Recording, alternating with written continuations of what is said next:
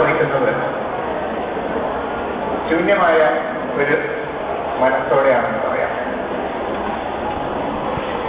എനിക്ക് ഇവിടുന്ന് തിരിഞ്ഞു പോകുന്നതിൽ അതിയായ ദുഃഖമുണ്ട്. പക്ഷേ എന്റെ ബ്രെയിനിലെ ന്യൂറോ ട്രാൻസ്മിറ്റേഴ്സ് എല്ലാം പ്രവർത്തിച്ച് അങ്ങനെ ദുഃഖം പുറത്ത് കാണിക്കാൻ പറ്റാത്ത രീതിയിൽ ആക്കിയിരിക്കുകയാണ്.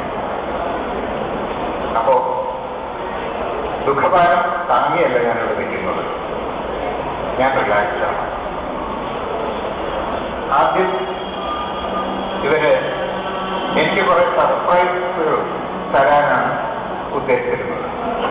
പക്ഷേ ഈ സർപ്രൈസുകളൊക്കെ ഏതെങ്കിലും രീതിയിൽ ലീക്ക് ഔട്ട് ചെയ്ത് എന്റെ കയ്യിലെത്തും.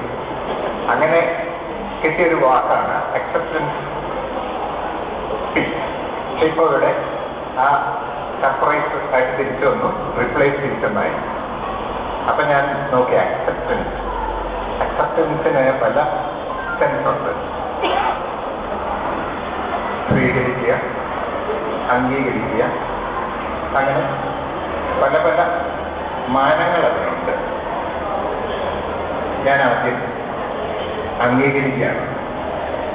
എനിക്ക് 55 വയസ്സായി, റിട്ടയർമെന്റിന്റെ പ്രായമായി, ഞാൻ ഇവിടുന്ന് പോകണം.